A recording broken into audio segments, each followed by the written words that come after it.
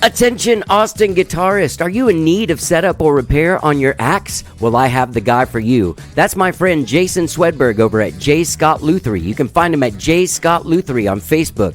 Gang, I've been taking my guitars to Jason for over 20 years, and not only does he do the very best job, but he has the fastest service and the best prices in town. Find him at J. Scott Lutherie on Facebook or jason.swedberg@gmail.com. Gang, whether it's acoustic or electric, Jason is your guy. Get your guitars fixed. Hey gang, are you in a band in Austin and you're looking to make the leap from the band of schmoes to the band of pros? Well, you can start by rehearsing at Space. Space is a state-of-the-art, affordable venue for rehearsal and recording located just a few short miles south of downtown Austin. With 31 spacious rooms, wide gallery-lit corridors, and plenty of parking, Space is the place to do it. And also, during this pandemic, they have taken the safety measures that are needed. You have to bring your own microphones, but there's also like a one-way movement. There's a door you come in, a door you go out. They're practicing safety over there at Space. Just call them at 512-448-9518. That's 448-9518. Or go to spaceatx.com and take the talent train from Schmoesville to Protown with Space, Rehearsal, and Recording. Let's get down. And you may ask yourself, well, how did I get here?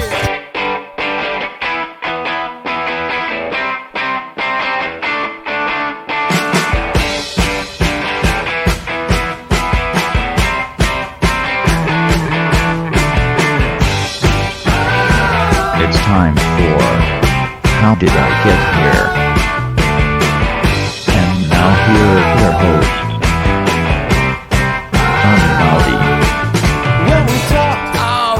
Hello, I'm Johnny. I'm your host. Welcome to the show. I hope you guys all had a great weekend, whatever it is you did this weekend. I had a good weekend. I saw my family in Houston. It would have been my grandfather's 100th birthday on Friday. So some of my family got together, a lot of vaccinated people, and me. And that was great. It was great to see the family and everything. And then Saturday, I played a show. I did. Exactly 1 year after my last show. The last show I played in front of people was March 13th, 2020. First show I played back was a wedding in Houston, March 13th, 2021. It was with Skyrocket, and it was... Look, if it was a choice, I probably wouldn't have done the show, because I don't want to be in a room full of people. But we had to do this. Like, it was something we had to do. And so we did it. And it was freaky. We're doing another one this Saturday, you know. You never know. Like, you know, all the drive home from Houston that night, I was just sitting there like, you know, do I have the thing? Do I have the thing? When do you know that you have the thing if you have the thing? I don't know, man. It's just weird, man. This pandemic thing is just, it's getting, that part of it is getting to me. I'm ready for life again, man. I've been, you know, trying to have the best time I can over the last couple of months and kind of live more than just hiding in my fucking room all day or here in my apartment and only going to the grocery store. There are safe places to go and there's safe ways to do it. I don't know if Saturday was the best way, but I had to do it. I didn't really have a choice. So I did it, man. And hopefully I'm safe. Hopefully you're safe. Hopefully we're all, you know, hopefully you're doing good. I mean, I know that all of us have been under incredible amounts of pressure for the last year. Incredible amounts of pressure, you know? I remember when they announced that South by Southwest was canceled. It was a mind fuck, you know? It took me down. It's like a thing that happens every year is just not going to happen anymore. It's supposed to be happening now. It's happening virtually. So hopefully that's good. I don't have a pass to it. I'm kind of tired of watching stuff on my computer. I have to for the show all the time, like watch, you know, people's videos and stuff and read all that stuff. But anyway, I hope you're doing good. I know that people are going stir crazy and they lifted that mask order and now that bozo Bob Woody that has all those clubs on 6th Street reopened all of his shit. I'm sure maskless, a bunch of people just licking doorknobs and fucking toilet handles and whatever they can get their face on. Anyway. I hope that you're being safe and you're practicing safety and you're doing all right. All right. I have a great show for you guys today, gang. Diana Burgess is on the show. Diana Burgess is a member of Mother Falcon. She has been for a very long time. She's a co-founder of Outreach Director and cello teacher for Mother Falcon Music Lab. Now, she has released her very first solo album. Diana Burgess' solo album is called You Run. It's out now. It was co-produced by the amazingly talented Curtis McMurtry. Now, Curtis was on the show like a month ago, and he talked about Diana Burgess. He ended up hooking us up, so I got to thank Curtis for this. So You Run is a fantastic record, man. It is gorgeous, and it's amazing. And Diana Burgess plays every instrument on the album. It's so worth listening to. She's a fantastic songwriter, such a great singer, such a great musician, such a fantastic composer. Those guys have this like classical music edge that you can't. I mean, I'm 52. What am I going to become a composer now? I'd like to. If I was 20 again, maybe I'd go to school. I don't know. Maybe you can be one. I don't. Is there YouTube classes? That's the thing, is you really got to commit to doing this at some point in your life, and I don't have time to commit my whole life to learning that stuff. Why am I complaining about this? They didn't do this to me. Diana Burgess is an amazingly talented woman. She played everything on her album, You Run. You can find her at dianaburgessmusic.com. And she does Thursdays at 8 p.m. with Curtis McMurtry on Instagram and Facebook. So just go to dianaburgessmusic.com for all of your Diana Burgess needs. And without further ado, please enjoy my conversation with Diana. She is such a fantastic person to talk to and such an amazing musician. I was very honored to get to have that talk with her. So here she is, Diana Burgess. Let's get down.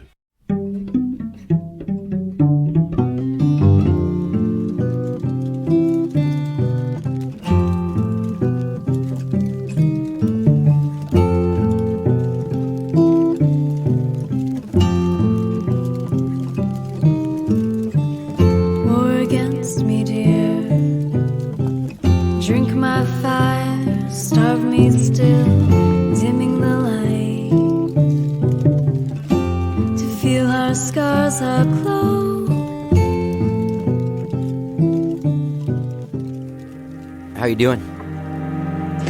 Pretty good. How about you? I'm good. No. It's, I'm good on one level. I'm great. But I'm real tired. And I feel like that's a general thing going on with people. And there's a general... I'm exhausted. There's a sense of confusion after this whole... whatever that was. Yeah, whatever happened last week. Yeah, and then it was 80, and then you're starting to get like, oh man, all those articles I've been reading for the last few years where they're like, it's too late. There's nothing we can do. We're going down. It's here. Yeah. Yep. Yeah, fun stuff for sure. Yeah. How are you doing? About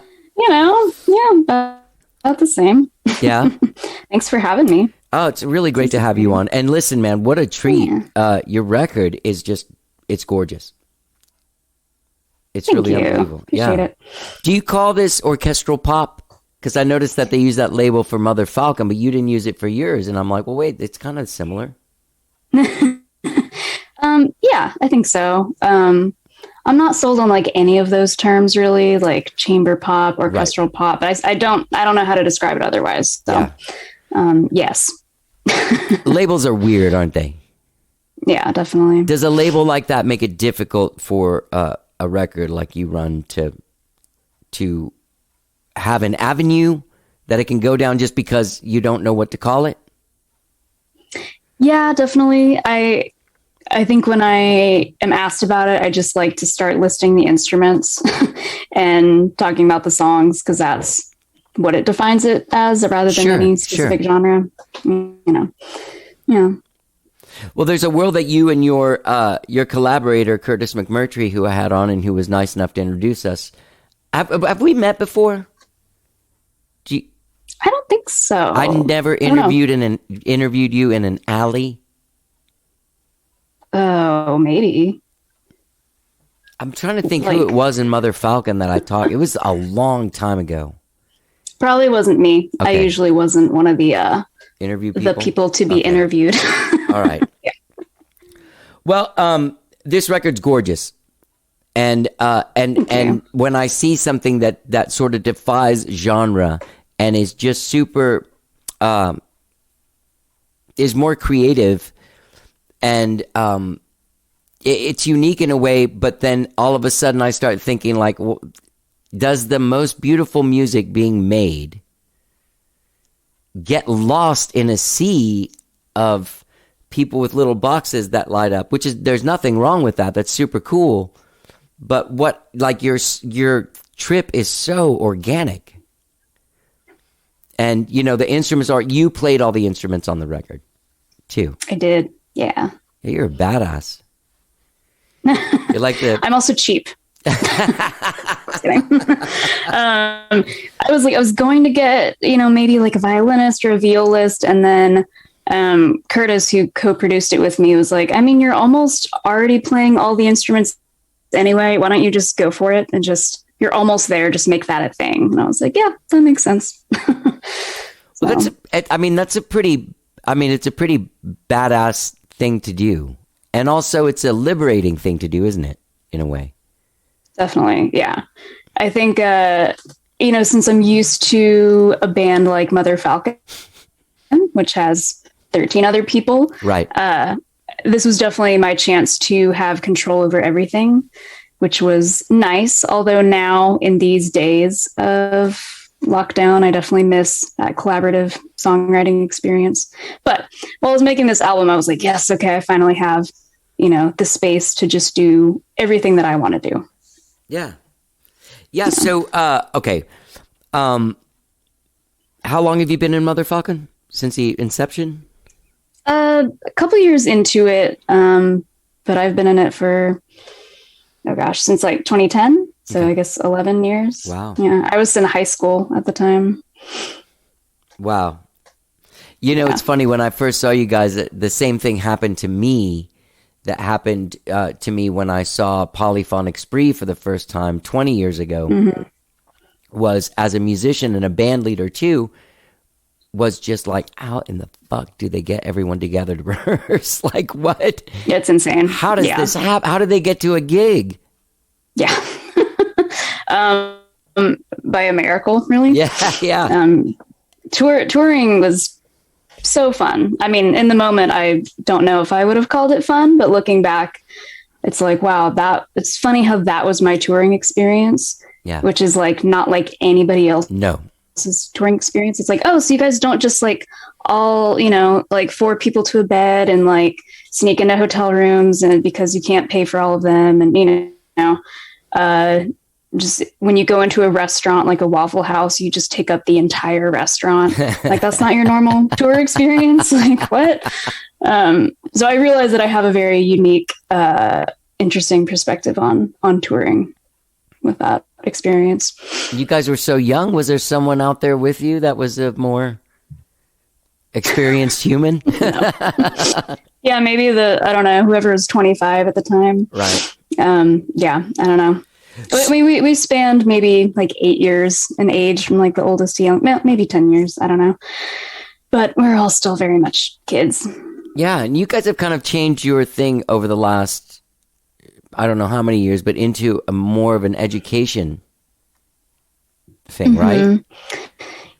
Yeah. So this is actually the 10th season of our summer camp. Okay. So it's been going on, Music you know. Lab? Yeah. Okay. Yeah. Sorry to interrupt you. Go ahead. And no, you're good. Yeah. So that started, you know, kind of soon after the band. So it's been part of us for a long time.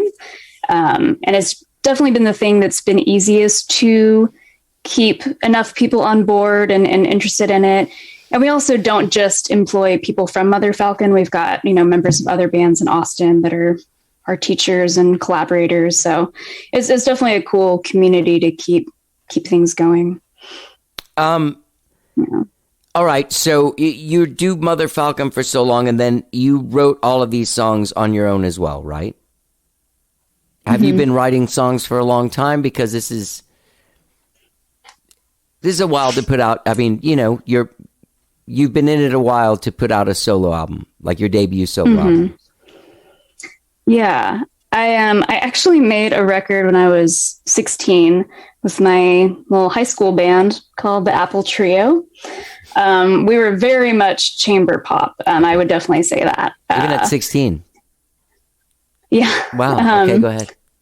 yeah, I was very determined. I was like, I want to make this record. It was very, we took 3 days to record it and did a trade for paying for the studio time. And, but it was still really great. We got to record. I don't know if you know Tim Dittmar at all. I know that name. Oh, no, I do know Tim. Yeah. I don't know if he still teaches at ACC, but anyway, he was very gracious and recorded us and, kind of taught us how to be in a recording studio. Cause at that age, you're just like, woo, fun times. So yeah, I had been writing songs, kind of starting like freshman year of high school and formed that band the year after. And that was kind of my high school project. Going into college, I was studying cello performance, and really touring a lot with Mother Falcon. So those were definitely kind of my limits for creativity there. So I definitely put my songwriting aside. And really the songs on this album, some of them were written like 7 years ago. So it kind of just came together with any of the things that I had. It's not like I have a big catalog of songs. I just finally had enough for a record and it's like, okay, yeah, it's time. How did you and Curtis choose the songs or did you have more? So it's 12 songs. Not really. Right? Yeah, it's 12 songs. You didn't. Yeah, it's kind of what I had, which is kind of embarrassing. I don't know. Most people have like, an actual choice in it, but I think it worked out to where they, we're all connected, thematically, at least to a point. And I think it worked out. Like it doesn't sound like a jumbled bit of. No, not at all. songs. No, it sounds like a very cohesive piece of work. Do you want to talk about what the theme is? Yeah, so I'd say it's kind of half songs that are very disconnected from my personal experience. So writing from character, writing about really intense emotions, things that I have never experienced, like divorce, assisted suicide, alcoholism, very intense things that, again, I was just writing from character. And then the other... Let me just real quick. What made you choose, like, what were those, like, what made you get into that headspace? Is there a cat behind you or there's a shadow there of is a cat that's so cute? There is a cat. Yeah, sorry. Yeah. Go ahead. So what made you, what made you want to write about divorce or alcoholism or assisted suicide? It's not like I really wanted to. It's just kind of what happened. I definitely feel like it's much easier to write things just with those really intense, kind of darker emotions. Right. More of an operatic kind of. Yeah. And I have a very specific kind of cheesy threshold where if I try to write like a very like passionate love song or something more uplifting, it just makes me cringe for myself. I think other people can do it beautifully, but I don't think I can. I know exactly what you mean. It's like this weird gate where like, that's not what you want to show people. Yeah. If I was good, I mean, maybe I could do it in another realm, but at least for this, it's just easier to kind of write about those more intense, emotions. Yeah.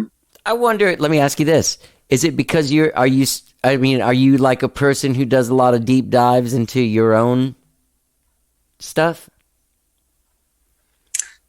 I wouldn't say so. I kind of avoid conflict, to be honest. So maybe this is a way of like exploring that in a different way. Yeah. Maybe this is really healthy therapy for you. Yeah, maybe like 10 years you're going to look back and be like, look at all the money I saved. Yeah, right.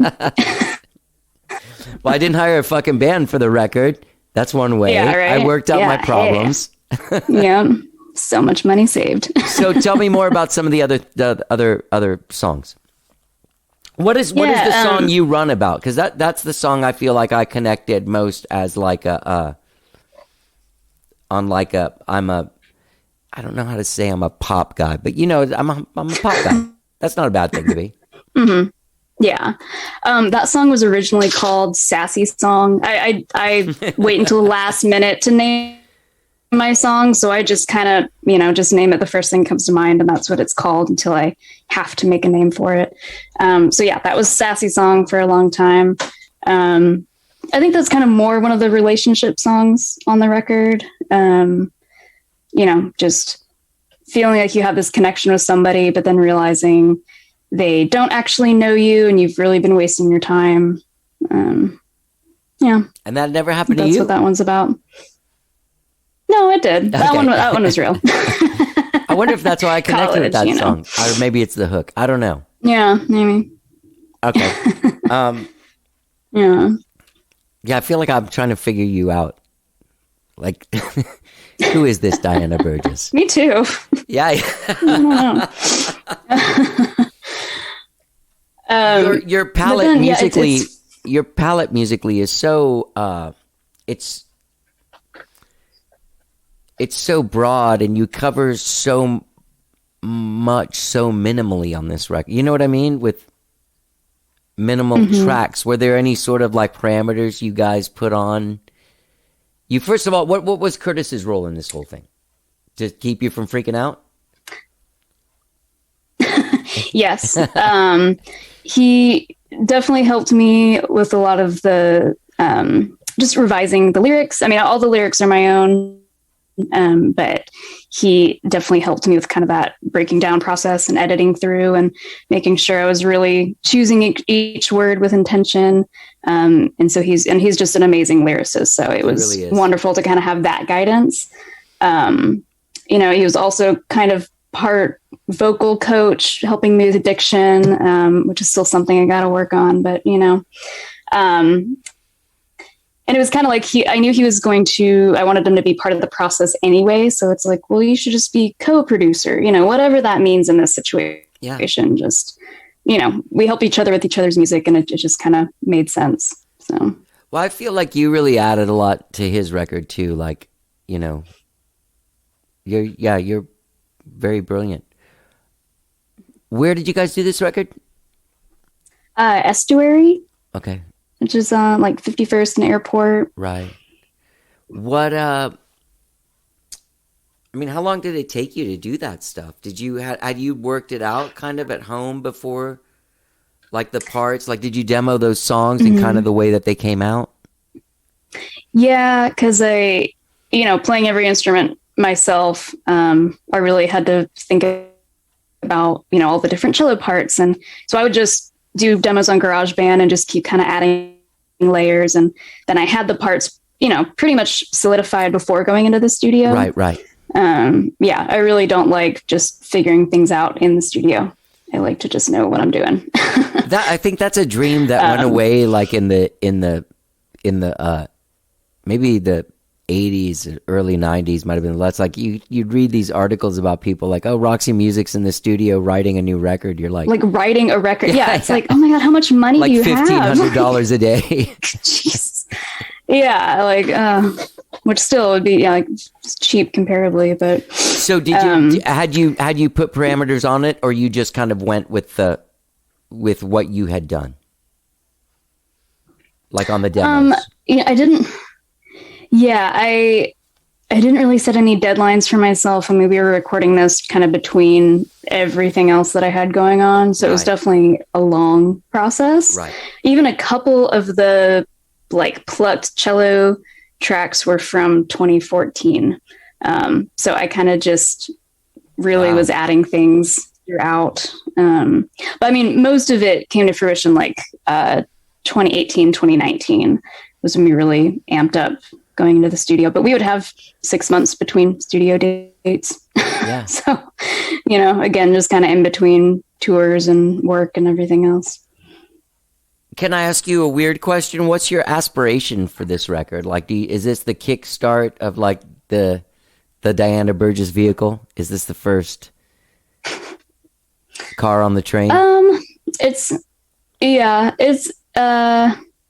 I definitely had to reframe my expectations, once 2020 started. Yeah. I released it in June technically. And really it was done. I wanted it out there. I had been sitting on it for so long. And I just needed it out there. And so I wasn't really trying to I didn't want to overwhelm myself with publicity. And I know how expensive and how insane that can get. And it's so hard, knowing that you can't tour it. So it's like, how much publicity should I really do knowing that I'm still just going to be sitting at home, So it's not like I really imagined this to be like, a big splash kind of thing, but it was mainly for myself. But, also kind of a way to finally have something that was my own, that I can be like, yes, I do have somewhat of a solo career. Here is the thing. Here are some songs. Do you feel like now that, you're at least a little more than a half a year after releasing it, do you feel like have you been writing for another one? Do you have another slew of demos? And are you thinking of in that headspace or? Yeah, I definitely want to make the next thing. And there's a lot that I would do differently. But I'm really glad for what I made previously, just making it very, very organic and cello centered. But, definitely for the next thing, I want more percussion and probably not just myself. Is that what just like a little bit more. you used? That's what the body is credited as in the. Yeah. Okay. I did do some percussion on my body and on the cello. Yeah. But it'd be nice to have an actual percussionist do that stuff. Yeah. Yeah, I could see how that would feel. I feel like it's such a great statement artistically. You and Curtis both have released these records this year that just have this musicality to them that I don't really hear very much coming through here. I don't hear it at all. Like there's just not, I've had string sections. I had a guy arrange some stuff and have Tosca come on. But these are way more than that, these records. Especially yours is so, it starts with that. It's not like you made a record and then brought in some string shit. It's like everything that's driving it. Like even the percussion is when you're plucking the bass, plucking the cello and stuff like that. Mm-hmm. Yeah, I want it to be very organic and just wood sounding. Yeah. Cello is such a big part of my life. I started playing when I was 5. So, most of my life. And having dived so deep into the classical world, doing my degree in cello performance was amazing, but that was not the world that I wanted to end up in ultimately. Right. But it was still, that instrument is still so important to me and just like so much part of myself that I really wanted it represented. And, part of the thing I love about Mother Falcon, why I was immediately attracted to it, was the cello was the lead instrument. It wasn't just like a rock band with some cellos. It was like, no, the cello is the rock band, right. Yeah. Before we delve into your life and growing up and your connection to music and stuff, I wanted to say one more thing that I thought really stood out is the choice of the cello and then using like baritone guitar. So that way when you bring in something funky, like is there a banjo? Is banjo? Yeah.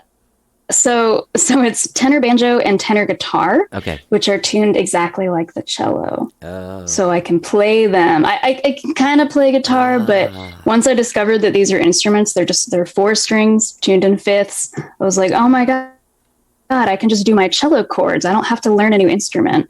So I was just obsessed with that. I was like, oh my gosh, now I know 3 instruments, And I definitely really love those kind of textures. Yeah. I absolutely love the Punch Brothers, and just having the intricacy of guitar and banjo with a bowed string right. is just really nice for me. Yeah. Yeah. And sonically, like on the spectrum, when that banjo comes in, just the tonality and brightness of it really it really speaks. Yeah, it was a beautiful room. And it's your a nice voice, contrast. Yeah, your voice is framed really beautifully in there too, because there's not an onslaught of stuff coming through, Great job, by the way. Yeah. Again, sorry. Thanks. Yeah. I'm a huge fan of like the Prince and the Stevie Wonder records he did on his own, where he played all this. It's just that kind of that sort of. I don't know if people should make them all the time, but even like the first Foo Fighters record was like that, you know. And it was cool. Yeah, There's like a really nice feelings, like you can almost hear the person's wheels turning, and then you really get a sense of like what if you dig someone's feel and the way that they express, then all the instruments feel amazing, you know. And I feel like you got that across on this record. Yeah, definitely. Yeah. Yeah. I just hope to. So are you born and raised here? I am. I'm a unicorn. Do you like one of like 5 people? Yeah. Yeah. Your dad is in the Eggmen? He is. Cool is that? I've seen them. Very cool. I saw a picture of him. I know which guy he is. Yeah, he's John. His name is John. John. And he plays John? He plays John. When I was little, so the Eggmen have been around. Long time. They started 1 month before I was born. So like mid-90s or something? Early 90s. Yeah, and when I was little, I remember hearing Beatles songs, and I would ask my parents, like, okay, so was that the Beatles or was that the Eggmen? Because in my mind, it was just like, I don't know, my dad's in the Beatles, right? Or I don't know, who are these Beatles? Who's the Eggmen? Right. It was just one thing. Yeah. How did that music affect you? That really provided me such a great, really performance opportunity when I was younger. And, you know, the Eggmen have been such a part of my family. I mean, my dad is in it. My 2 uncles are in it too, or, you know, used to be. So I think it was 3rd grade. My dad was like, oh, we should figure out some of the cello parts that are in some of the kind of more psychedelic Beatles songs for you to play with us. And I was like, okay. And I was like really bad, you know, I was just starting to read music. So we just, you know, I think we started with Strawberry Fields. We put it on the boombox and just listened to it over and over again. And he kind of helped me pick out what the notes were. And I was always kind of playing from ear ever since I started playing. It got me in trouble a lot. Yeah. Where I would just mimic what my teacher played, and they'd be like, wait, you're not reading the music, are you? I was like, I love how that's frowned upon in that world. I know, right? Like, it's weird. It has helped now, but at first it was very, it was bad. But so we would figure out the cello parts. And I think the first time I played with the Eggmen was in 3rd grade. And I remember I got to go play on the radio with them on John Ailey's show. Yeah. And I got to like miss school, and I got to like come in after my gig in 3rd grade. And I just felt so cool. Yeah. So that was definitely kind of my first taste of like being on stage. And it was so comfortable because it was with my dad, you know? Yeah. And then my brothers started playing upright bass a few years later, and then he would also play. So it'd be, you know, little mini string section. Yeah. Yeah. I think my friend, cool. Darren Murphy, do you know him? Yeah. Darren Murphy. He plays with them sometimes, doesn't he? Yeah. I mean, he wears so many hats. He's kind of their go-to sub. So I think he's subbed for bass and drums and maybe guitar, you know, like he can do everything. There was this, I don't think your dad and those guys were part of this, which is weird now that I think about it. But there used to be these, you know, Stephen Doster does those Beatle nights. Do you know what I'm talking about? Yeah. We've been doing them like, you know, since the early 90s and stuff. And one time I was doing one, and it was me and a couple of guys that are, you know, cool guys, but we couldn't figure out a couple of things. So I was like, let me call this dude. Darren had just moved to town. And I was like, I know this guy from Houston. He knows. It's going to kind of fucking blow your mind because he is like, there's nothing he doesn't know. And so he came and he taught us all, like I was like, hey, can you rehearse tomorrow? And I was like, hey guys, don't even bother learning the song. This guy's gonna school us all. got it. Yeah, he's got it. And he did. He came in and taught us all the instruments, all of our parts. That's amazing. All right. So your mom, I saw a photo of her when I was creeping on your Instagram that she looks cool playing bass in a photo. So what my mom. Sorry, you cut out for a second. Yes, My mom. Your mom, yeah. Yes. She has a secret past life. She would hate me saying this. No, I'm just kidding. She was in a all-girl punk band in the 80s here in Austin. No way. What were they called? They were called the Foams. I don't know them, but that's cool. Apparently she said they had like 5 gigs total, but I think they even opened for like Velvet Underground at some point. They would play at Raoul's and Wow. Oh gosh, I don't know. Chances, maybe. Yeah, and Chances, baby. Yeah. I used to play there when Yeah. Yeah. It's hilarious. That's what Cheer Up Charlie's is now, right? Yeah. Yeah. There's a picture of my mom playing there, and she's like, 8 months pregnant with my brother, and she's playing bass on the side, and my dad was doing lights, and they were kind of not looking down at her, but they're like, oh, like you're a breeder, like, oh, and that's, Oh, like, yeah. Who's the father? Yeah. She's like, oh, John on the lights. They're like, oh, he's fine. That's cool. You're Yeah. cool, like, and it's so funny because my brother does sound, and he's worked at Cheer Ups for ages. Oh, so really? he was like literally on that stage in the womb, and now he works there. Yeah. That is awesome. What? That is so cool. Full circle. Yeah. And also what cool kids you are, Yeah, definitely following in our parents' footsteps. Yeah. Are you guys still really close? Everyone's cool? Yeah. I mean, it's amazing having a brother who's a sound engineer, especially in a band like Mother Falcon, where I could be like, okay, so we got this gig and nobody else wants to deal with us. So can you come and, deal with all this crazy, all the mics, all the DPAs, and he's always happy to do it. Do you know offhand how many inputs Mother Falcon needs when they go to a thing? I think at least 24. Okay. So it's not quite Polyphonic Spree, but it's you guys have what, 14? Almost. 14 people? Yeah, at one point we had 17. I think it was a show. The show that I saw was at Mercury during South by Southwest during the day, the Mercury Lounge. What is the Mercury Lounge? I don't even remember. It's on 6th Street. It's upstairs. Okay. Oh, no, it's not called that anymore. Shit, I'm old. Sorry.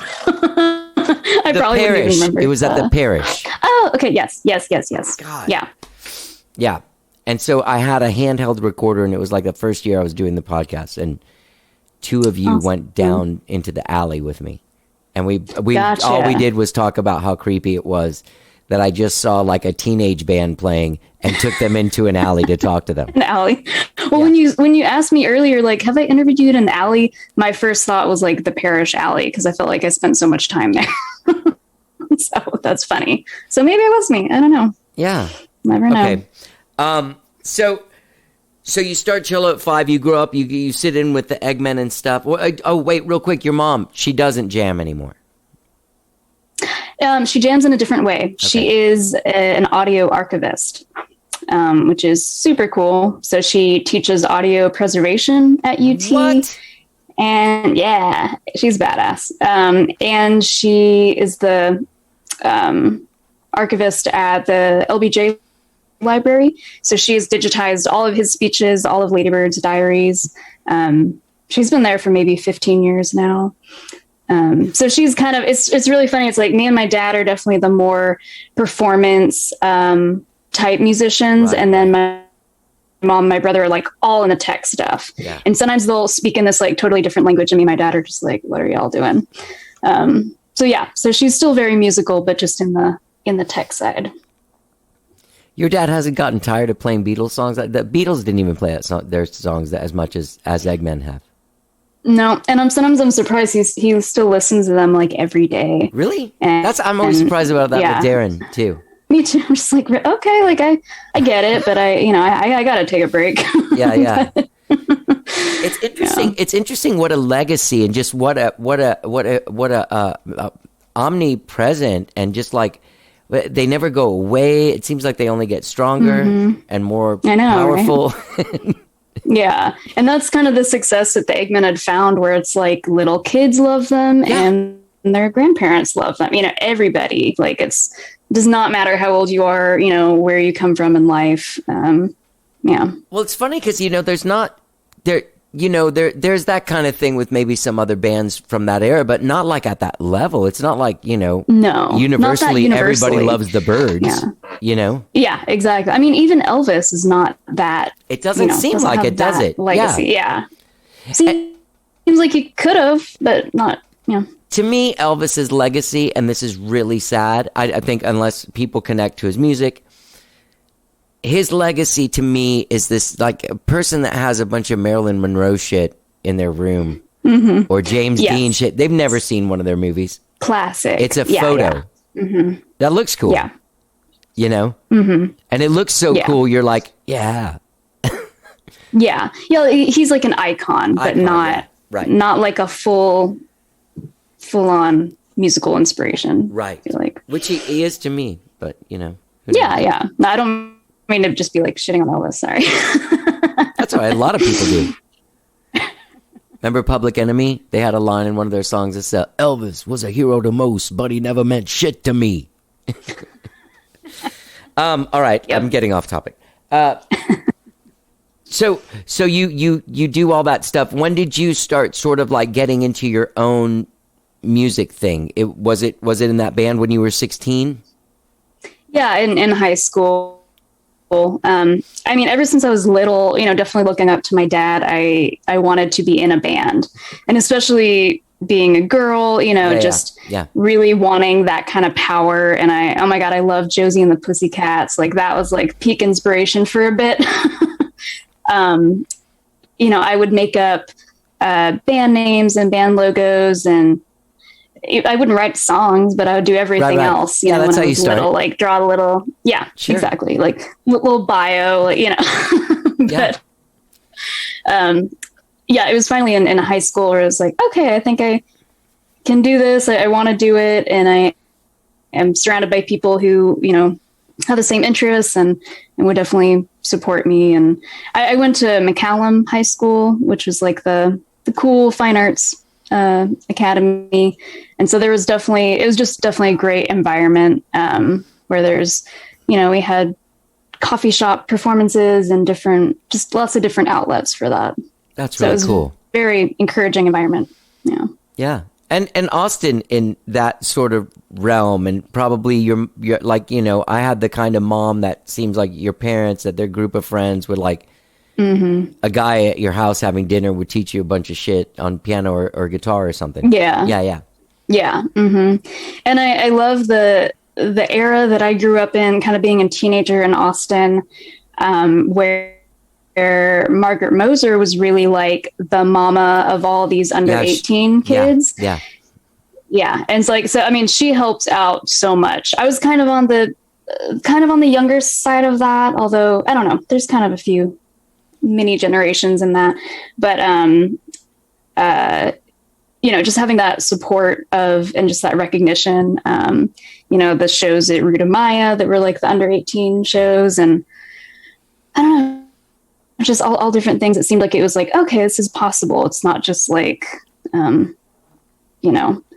just kid shit, like teen rock night. It was so much more than that. No. And and I guess even the kids that are just behind you, like William Harris Graham, she helped him start that thing he had, Nom.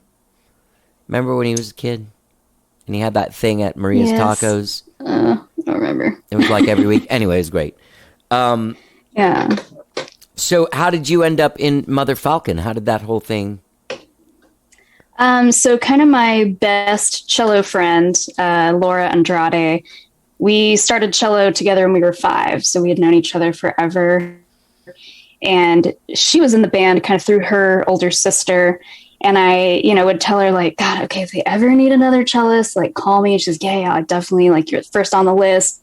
So it was definitely kind of like waiting and kind of creeping on them. Like, oh my God, I really want to be in this band, but not knowing how, I wasn't confident enough to just like walk up to them. Cause I was a good 3-4 years younger than everybody. But finally there was a time where she called me to fill in for just a sound check for like an album release. So it was very awkward where I did get to, play with them, do the sound check like at Music Lab, but then I didn't actually play the release show. No. And I kind of just like waited out where I was just like, they had my number and I was like, they're like, yeah, like you should, it's such a weird kind of free flow environment where it's like, yeah, you should come play a show. And it's like, okay, but do you want me at this show? What date is it? It's like, there was none of that. It was just very much like, yeah. And so a few months went by of kind of an awkward, like, am I in it? Am I out of it? And then I just kind of started coming and it just kind of went from there. That's great. So, yeah. Do you do live streams now as Diana Burgess, like to promote your thing? Yeah. So Curtis and I kind of do like a song swappy kind of thing. No, it's not that folky, but, where we play both of our songs. We try to do it every Thursday at 8, give or take. Sometimes we skip a week, but we've been trying to do that. Where would one see this? Tonight, it's always on Curtis's music page, so the Curtis McMurtry Facebook page. Okay. And also his Instagram. So we do it through his channels, but we play both of our songs. Okay. Yeah. Tell people to go see that. Yeah. Watch that. All right. So, are you cool if we start recording now? Yes. Let's go. Now I'm warmed up. I've never done that to anyone before. That's funny. And I'm like over 1,000 podcasts. I've always wanted to do it. I never know if it would be appropriate. And I was like, it would be pretty left fieldy right now. Especially because I feel like you seem like you're probably a little bit more of a private person. So I do appreciate you opening up. Yeah, for sure. Yeah, this is fun. Good. Because, people shy away from this stuff. So, what's next for you? Like, are you guys doing any stuff, the virtual South by Southwest? Do you do anything for that or anything? No. To be honest, I've played, the last 10 South bys, and it used to be such a different experience. It was such a blast in like early college, and there was just a lot more free stuff, a lot less company. And I don't know, it was just better. Which I know is funny because I'm sure it was better, 20 years ago. But from my experience, like 10 years ago was great. That was when South by was at its peak. So I, when we heard it was virtual, I think you could defer your showcase for 2022. So we just did that because like, I don't want to even deal with, because you'd be with the virtual. Right. I was talking to someone and they said that they filmed their set and turned it. It's not like an actual, because those things are like, how do you feel about live streams now that we're a year into it?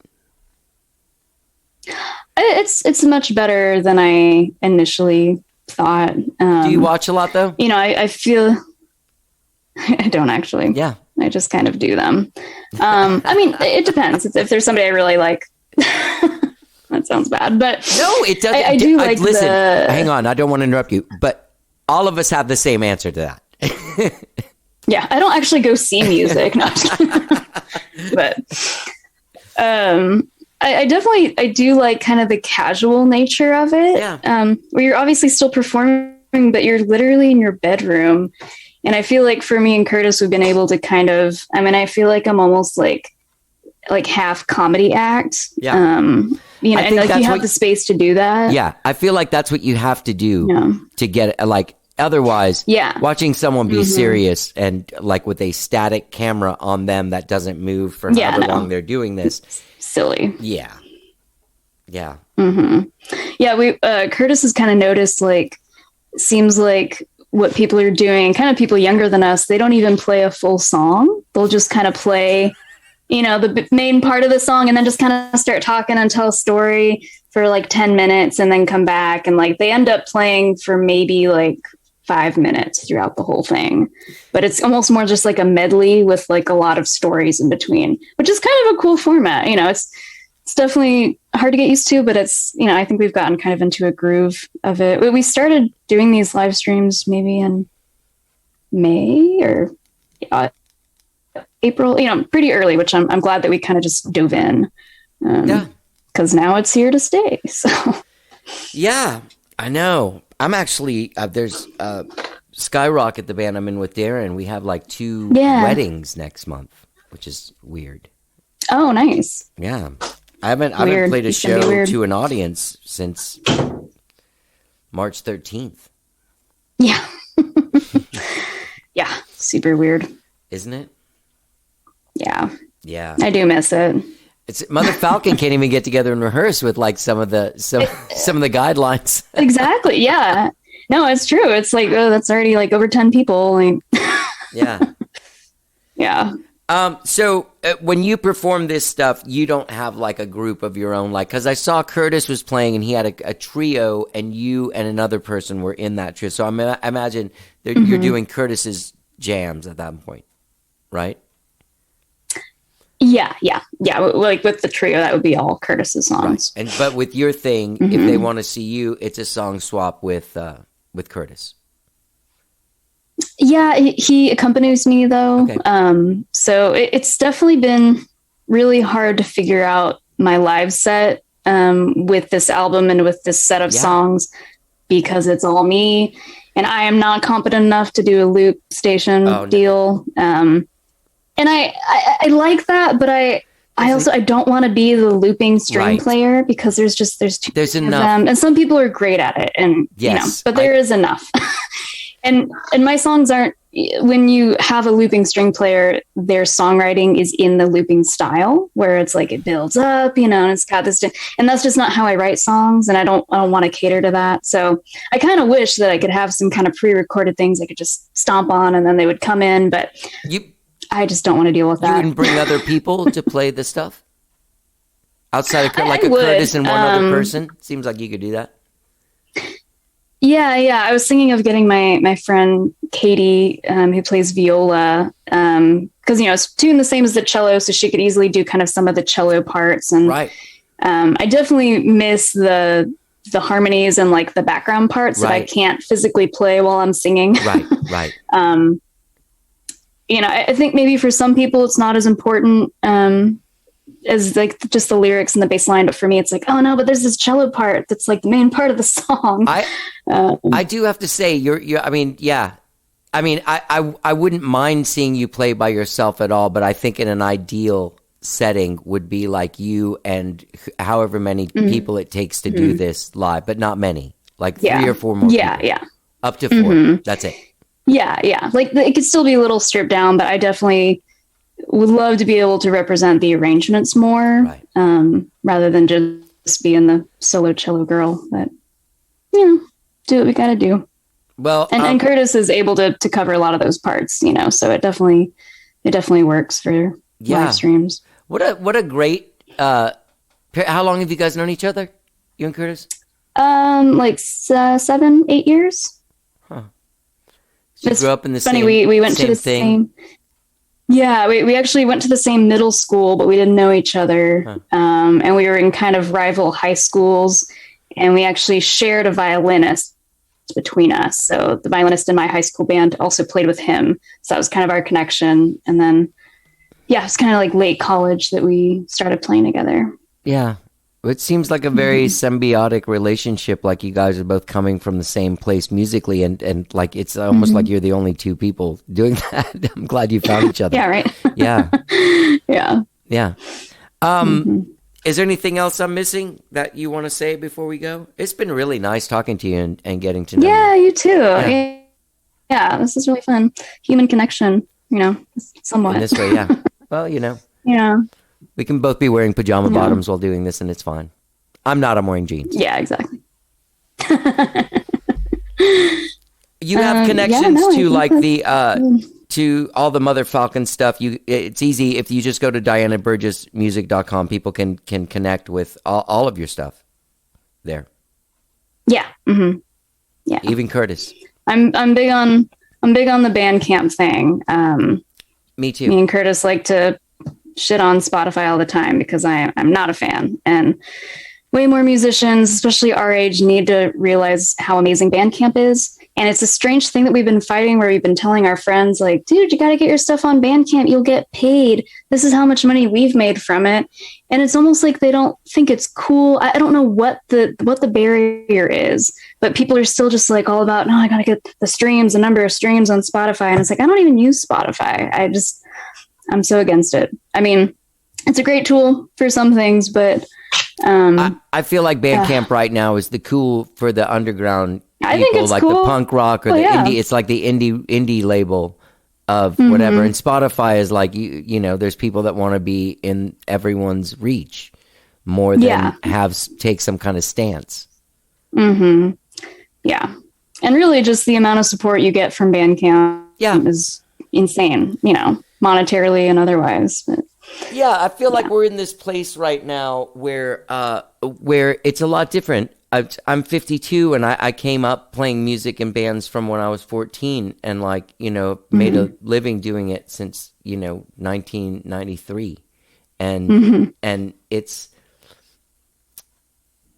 engagement with people. The way that people engage with music is much more transient, much more passive. People aren't getting like there are music fans. I'm just saying, like, people in general, music used to be very important to them, and mostly because there wasn't a lot else going on. But music was your identity. Right. Like I am dressed in this way because I love this band, and this is what they represent. You see that guy over there wearing the sweater? That's my dude. You know what I mean? We're in the same thing. Yeah. I've never met him, but he's the best friend I ever had because we both have this passion for this thing. And I feel like when people do these things like Patreon or they get involved with something like Bandcamp, they're people that actually are engaging, because I think that it's moved into, like with social media, it's moved into such a thing that people don't have to listen to something. They can just like it. As it goes by, and then I got involved with Diana's thing. I pushed the button. And it was a heart. So I'm supporting it. I'm supporting I did the thing. Yeah. Yeah. So it's a different thing. I wonder what if there'll be like if like that whole like rock and roll and like people buying records and collecting records and identifying with the band and having a person, not just the person, but their music speaks to them too. Because that's another thing too. Because like BTS is the biggest thing, but that's people connecting with, you know, the typical sort of like manufactured pop thing. Yeah. So yeah, I definitely like I guess what's considered old school way of doing it. I mean, I made CDs. Yeah, that was probably a really poor decision, but I wanted it. I wanted to have the physical thing, and then you get the artwork, and to me that makes it real. Like, anybody can put music online, but I don't know. For me, it's just like the CD, which most people are like, haha. You know, even like people in their 60s, my parents' age, are like, yeah, I don't have a CD player. It's like, okay, well, I do, but oh well. What about coasters? They make great coasters, you know. So make a deal, like a bundle deal, where if you buy 4 of them, you get a deal. You have a set of 4 Diana Burgess. Set of coasters. Perfect on your dining room table. Yeah. Are you going to put this on vinyl at all? I don't know. Seems like it would be kind of dreamy on the vinyl, huh? I know, that's the problem. You know this guy, have you ever heard of Austin Signal? They used to sponsor the show, but he does like one-off if you want to do it. It's like $30, but you can have your own copy of your record on vinyl. Cool. Yeah. Huh, that would be cool. There are some places that do kind of like a pre-order thing where they'll only make the amount that you know you're going to sell, or like that you get money for up front, which is definitely, I think, kind of the only way to do it. Otherwise, you're going to spend like $3,000 and you're right, but the price point on those, like those records have to sell for a lot of money. Like $30. Yeah, I know. So you got to have the people to buy them lined up before you even do that. Well, Mother Falcon always had everybody wants vinyl, and we, none of us ever made money really throughout the whole thing. Yeah. Just because our overhead was insane, I wasn't ever even going to ask that, just because I was like, how do y'all do this thing? Yeah. Have you been around so long as like America's, Texas's biggest, well, not biggest, because I guess Polyphonic Spree still has you beat. But yeah. how do you stay like sustained? But that's a conversation for another time. Yeah. Yeah, right. Well, through your education stuff and grants, I remember talking to someone when you guys did the thing with Gina Chavez. Mm-hmm. Yeah. Somebody from the band came on with her on the show, and I remember hearing about that. Yeah. Okay. Yeah. She's played a couple of our like fundraisers and different things. Yeah. All right. Once again, You Run is out now. You can get it on CD if needed. Available on CD. I'll ship it to you. Yeah, she'll ship it to you. There you go. What an amazing thing. You'll get a package in the mail. That's it. That's been the most... I know, right? Yeah, packages. I also have tote bags. Okay, tote bags. You got the merch. If people go to DianaBurgessMusic.com, they can get involved there, and definitely go to the Bandcamp and pick up the album and check Diana playing with Curtis McMurtry, trading the songs Thursday nights at 8 p.m. on Instagram and Facebook. That's Curtis McMurtry's Instagram and Facebook. People that are listening. Grandma. Just joking. Great talking to you and great getting to know you. Thanks for doing the show. Yeah, you too. Thanks so much for doing this. Yeah. I'm excited. Good. Me too. You're burning now. It's so Diana Burgess, what a fantastic conversation, man. What an amazing artist. What a great talk, man. I really, really enjoyed talking to her. You can find her album, You Run, wherever it is you stream and download your jams. DianaBurgessMusic.com is her website. You can go there and find out how to watch Thursdays at 8 p.m. with Curtis McMurtry on Instagram and Facebook. All right? I want to thank Diana for doing the show, and I want to thank Curtis for setting it up, man. Thanks a lot. I really, really, really am very inspired by this record, and hopefully you will be too. Gang, don't forget when you're out there checking out DianaBurgessMusic.com, you can find us wherever it is you stream and download podcasts, be it Stitcher, Spotify, Apple Podcast, Overcast, TuneIn. We're there. New shows all the time. 3 shows a week for the month of March. We're going back to our 2-day-a-week schedule for April because I need to go back to the regular schedule. That's basically why. Not that I don't enjoy doing it. I've just been pedal to the metal with this thing for a whole year, and I'm ready to sort of like ease back into the pre-COVID schedule, 2 shows a week. Maybe start bringing back some from the vault. I'm putting out so many new shows, I can't even put out from the vault episodes. Anyway, thank you so much for listening to the show, and I hope you have a great week, whatever it is you're doing. And let's hear some more music from Diana Burgess. Let's get down. It's a long